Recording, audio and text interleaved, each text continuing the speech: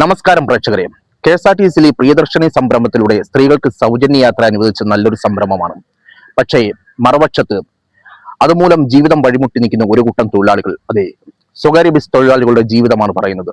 നമുക്ക് അവരുടെ ഇപ്പോഴത്തെ ഒരു ജീവിതാവസ്ഥയിലേക്ക് ഒന്ന് ഇറങ്ങിച്ചെന്നാലോ. വാ. ചേട്ടാ പേരെന്തോട്ടെ? എന്റെ പേര് സജിത്ത്. ചേട്ടന്റെ പേരെന്തോ? ഉപജീവനമാർഗം, മെയിൻ ഉപജീവനമാർഗം ഇത് തന്നെയാണ്, വേറെ മാർഗം. നമ്മളിപ്പോ ഈ പ്രിയദർശിനി സംഭവം നല്ലൊരു പരിപാടിയാണ് സർക്കാർ ചെയ്തത്. അന്നേരം നിങ്ങൾക്ക് ഒരുപാട് ദോഷവശങ്ങൾ അതിനകത്ത് പറ്റിയല്ലോ, സ്വകാര്യ ബസ് ജീവനക്കാർക്ക്. അതിനെപ്പറ്റി എന്തെല്ലാം കാര്യങ്ങളൊന്ന് തുറന്നു പറയാമോ? നേരത്തെ ബസ് നല്ല രീതിയിലുള്ള വിൽപ്പന ഉണ്ടായിരുന്നു. 10 രൂപയ്ക്കകം വിൽക്കുമായിരുന്നു. ഇപ്പം അങ്ങേറ്റം 6000 രൂപ, 6500 ആ ഒരു കണ്ടീഷൻ പോവാ. 6000. നിങ്ങൾ മൊത്തം എത്ര തൊഴിലാളികളാണ് ഇതിനകത്ത്? ഞങ്ങൾ രണ്ടുപേര്. അന്നേരം ഈ ഡീസലിംഗ് കാര്യങ്ങളും കഴിഞ്ഞ് അതിനകത്ത് ഈ മുതലാളിക്ക് ഈ ഞായറാഴ്ച, ഈ കഴിഞ്ഞ ഞായറാഴ്ച മുതലാളി 1000 രൂപ ഇങ്ങോട്ട് കൊണ്ടുവന്നാണ് ഞങ്ങൾ അഡീഷണൽ നിങ്ങൾക്ക് ഇങ്ങോട്ട് കൊണ്ട് തന്നെയാണ്. ഡീസലടിക്ക് പോലും ഞായറാഴ്ച ദിവസങ്ങളിലാണെങ്കിൽ തീരെ കളക്ഷൻ കുറവാണ്. അതുപോലെ അപ്പം മുതലാളി ഞങ്ങളുടെ മുതലാളി 1000 രൂപ ഇങ്ങോട്ട് കൊണ്ട് തന്നത് ഞങ്ങളുടെ ശമ്പളത്തിന് വേണ്ടി. മുതലാളി 1000 രൂപ അഡീഷണൽ ഡീസലിന് മാത്രമുള്ള കളക്ഷൻ ഉള്ളായിരുന്നു. ബാറ്റ നേരത്തെ 10-300 രൂപ ബാറ്റ വീഴുമായിരുന്നു. ഇപ്പൊ അതൊന്നും ഇല്ല, ബാറ്റ ഒന്നും ഇല്ല. 650 രൂപ ശമ്പളം, 700 രൂപ ശമ്പളം. 650 700 രൂപ. ഈ ഒരു കാലഘട്ടത്തിൽ 700 രൂപ എന്ന് പറഞ്ഞു കഴിഞ്ഞാൽ 3 നേരം സാധാരണക്കാരൻ 3 നേരം ആഹാരം കഴിക്കാൻ പോലും തികയാത്തൊരു കാലഘട്ടമാണ്. ഞങ്ങളിപ്പോ 2 പേര് ചേർന്ന ഒരു പൊതി മേടിച്ചാണ് കഴിക്കുന്നത്. 2 പേര് ചേർന്ന് അത്രയും വിഷമഘട്ടത്തിലൂടെയാണ് ഇവർ കടന്നു പോയിക്കൊണ്ടിരിക്കുന്നത്.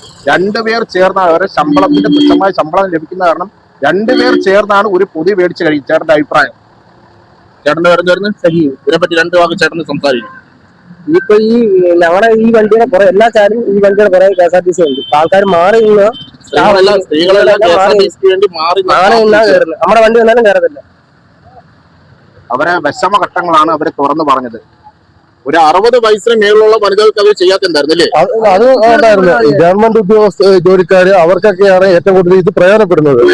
അല്ല, സാധാരണക്കാർക്കായിരിക്കും പ്രയോജനപ്പെടുന്നത്. നിത്യം യാത്ര ചെയ്യുന്നില്ലല്ലോ. അവരെന്തെങ്കിലും അത്യാവശ്യ കാര്യങ്ങൾക്ക് വേണ്ടി പോകാൻ 10-60,000 രൂപ മേടിക്കുന്ന ജോലിക്കാർക്കാണ് ഏറ്റവും കൂടുതൽ പ്രയോജനപ്പെടുന്നത് തന്നെ.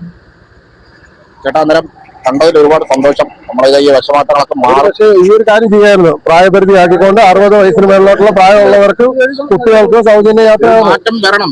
മാറ്റം വന്നില്ലെങ്കിൽ ഈ പ്രസ്ഥാനം മുന്നോട്ട് പോകത്തില്ല. കാര്യം നിങ്ങളും ടാക്സും കാര്യങ്ങളും കൊടുക്കുന്നതാണ് നമ്മൾ ഈ 14 കൊല്ലം കൊണ്ട് ഇതുകൊണ്ടാണ് ജീവിക്കുന്നത്. 14 കൊല്ലം കൊണ്ട് ബസ് ജീവനം, സ്വകാര്യ ബസ്സിനകത്ത് ഉപജീവന മാർഗം നടത്തുന്ന വ്യക്തികളാണ് ഇവര് 2. അതിനകത്തൊരു മാറ്റം വരണം. പ്രിയദർശിനി സംരംഭം എന്ന് പറയുന്നത് നല്ലൊരു പരിപാടി തന്നെ. അത് പ്രായപരിധിയാക്കി ഒരു മാറ്റം വരുത്തണം. 8-ാം തീയതി ഇല്ലേ ഇതിന് മെയിനായിട്ടുള്ള പണിമുടക്കം തുടങ്ങി. ഇതിന് താങ്ക്സ് ചേട്ടാ. അന്നേരം കണ്ടതിൽ ഒരുപാട് സന്തോഷം. ഓക്കെ, കാണാം.